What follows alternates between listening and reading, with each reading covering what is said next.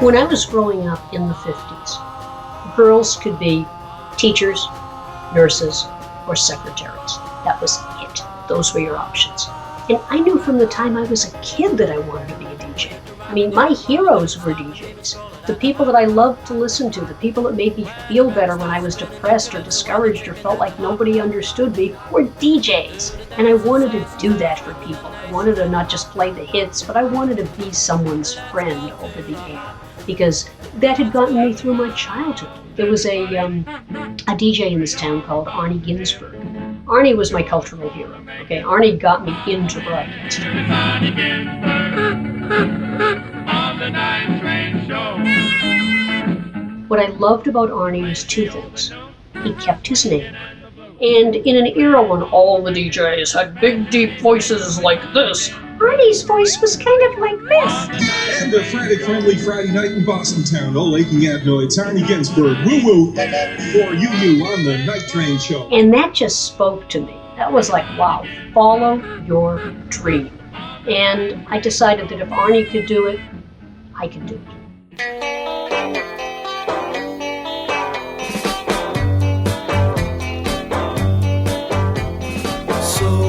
I went to my college station, my college radio station, and I was like all ready to be on the air. I didn't realize that there was a reason there were no girls on the air. I just figured they hadn't applied. The program director said, we can't put you on the air. I said, why not? He said, no, we don't let girls on the air. They don't sound good. I was like, well, how many girls have you had on the air? He said, none. They don't sound good. Which seemed like catch-22 to me. Okay, we've never had any on the air because they don't sound good. Well, you know, if they've never been on the air, how do you... And I embarked upon a 4-year battle, such that in October of 1968, I finally became the first woman in the history of Northeastern University to be on the radio. From there, it was a matter of trying to find a job. But again, no one would hire me. And ultimately, in 1973, I was finally able to get a job on a local radio station here, long gone, but it's a station called WCAS, and it played folk music, and I loved folk music. And this is WCAS Radio, 740 AM in Cambridge. And so I was doing my radio show in the afternoon, I was teaching in the morning, and one day I got a phone call. And it was from John Gorman at WMMS in Cleveland. And he was here visiting relatives, heard me on the air, wanted another female DJ for his station, and hired me without ever having met me. And I gave up tenure in the Boston Public Schools. I was ready to be tenured, but I followed my dream and I followed my heart. And I went to Cleveland. It was a disaster.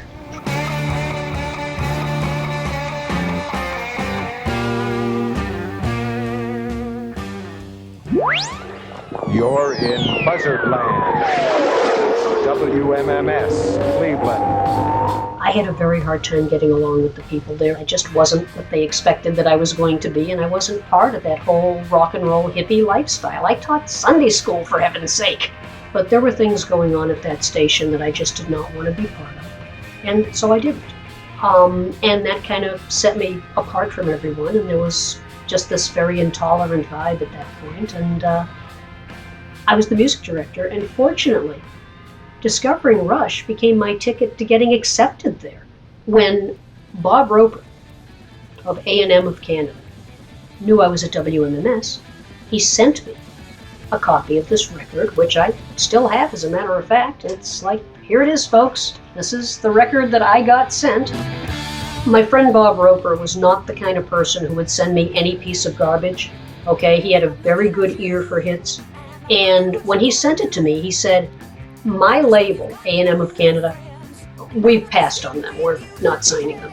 But I think they've got something. Tell me what you think. Am I nuts? I mean, I hear something.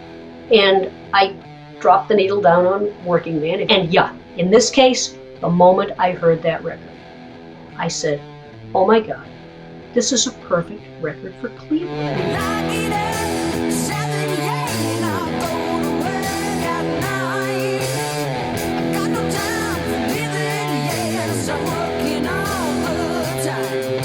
When I get up at 7, yeah, I go to work at 9, got no time for living, yeah, I'm working all the time. Cleveland was a factory town. It was a town where the biggest industry was Republic Steel.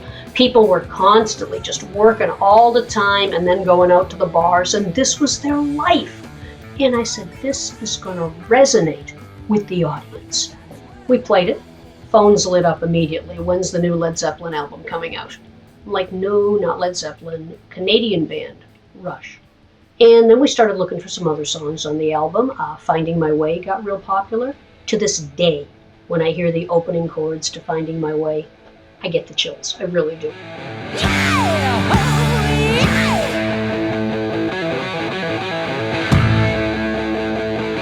Did I know instantly that they were going to be the big band they are today? No. But did I think they were going to have a bright future? Yeah, absolutely. I sure did.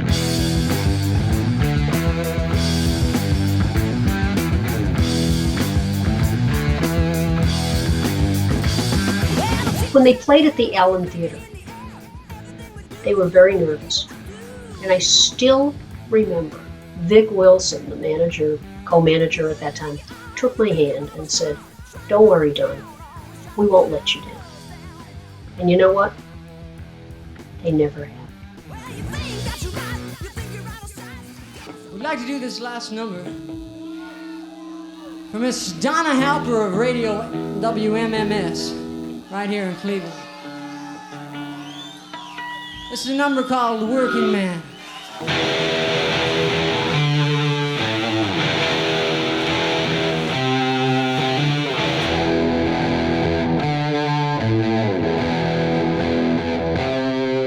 Every time the music changed, it was fun about it. Because these are my friends. They've stood by me. I've stood by them. Whatever they were doing, God bless them. That's the direction they were going in. When people ask me, oh, what's your favorite Rush song? Because I always get asked that.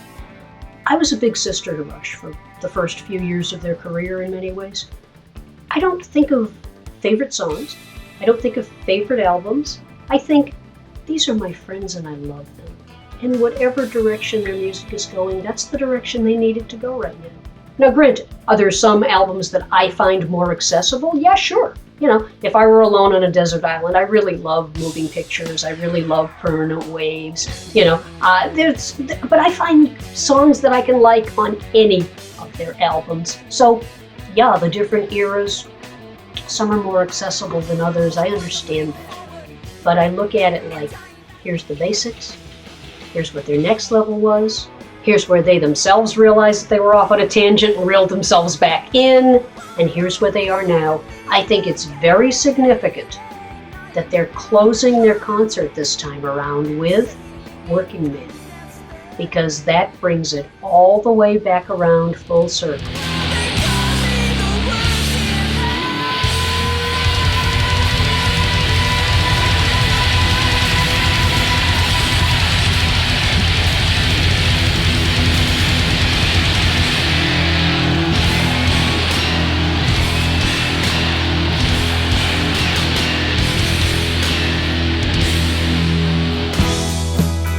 So what I notice is Rush families.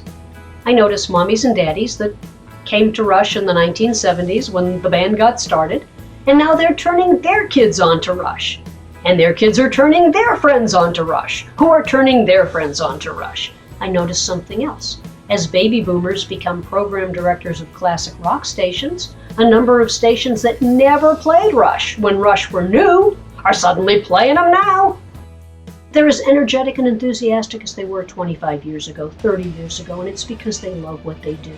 And they're attracting new fans because new fans are constantly being introduced to them, and because they are now getting airplay on stations that never played them years ago. So I think that it's all just a confluence of events where baby boomers want to stay young, where young fans are getting turned on to it by baby boomers, where they're seeing the documentary, they're hearing about this band, and now they can go out and see them perform because Rush are still out there and still on the road and still doing it, just like they were doing it in the 1970s.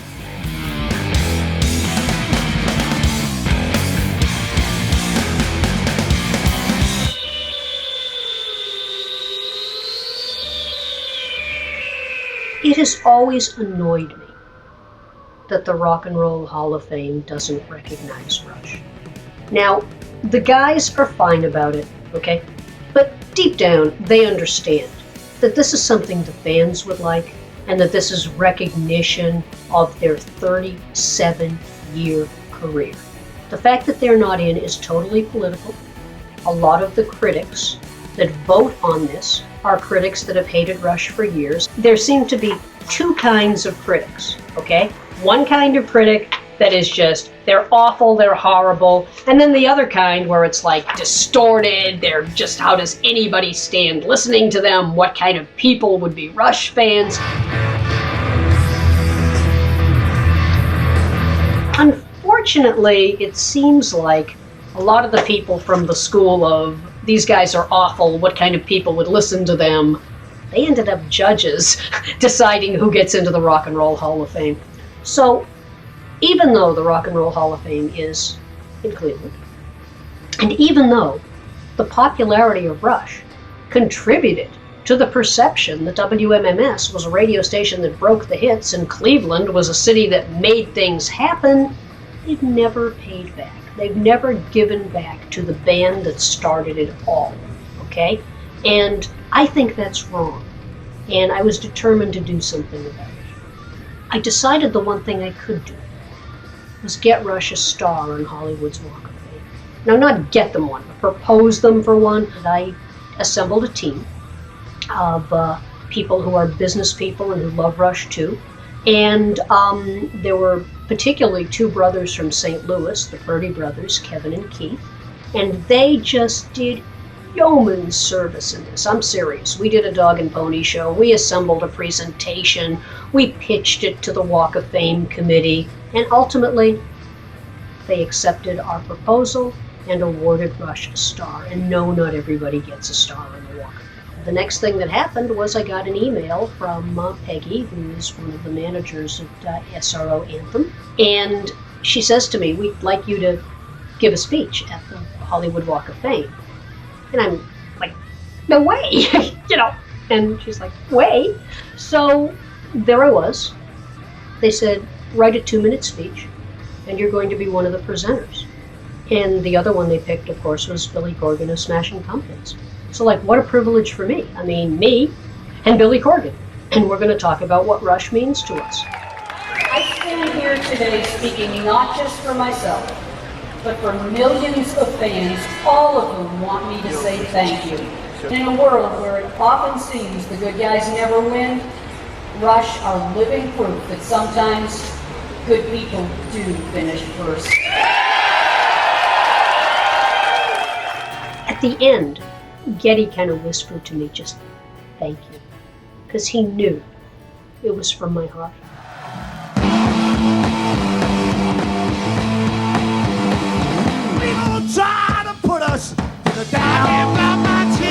This is a generation that takes very seriously the immortal words of The Who in the song My Generation, where it says, hope I die before I get old.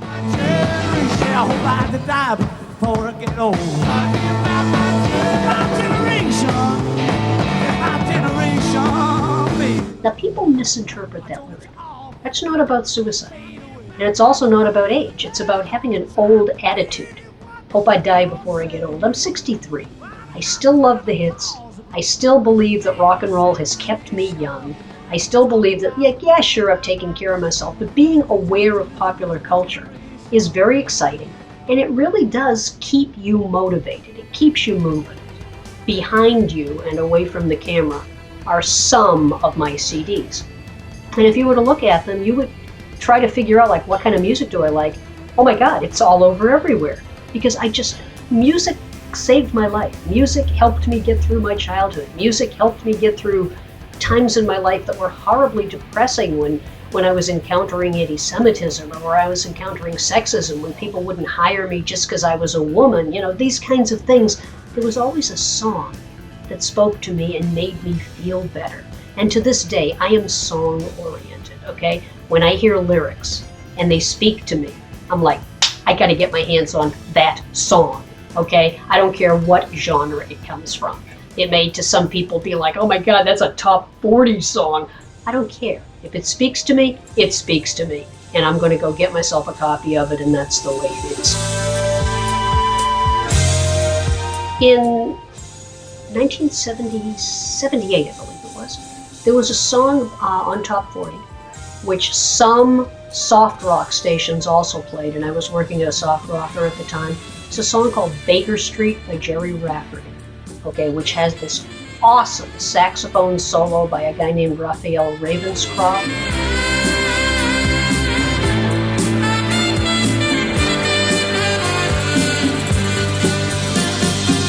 Winding your way down on Baker Street, lighting your head and day. Baker Street was just another one of these top 40 songs, and you know, that's fine. I was playing top 40, so you know, we all played Baker Street.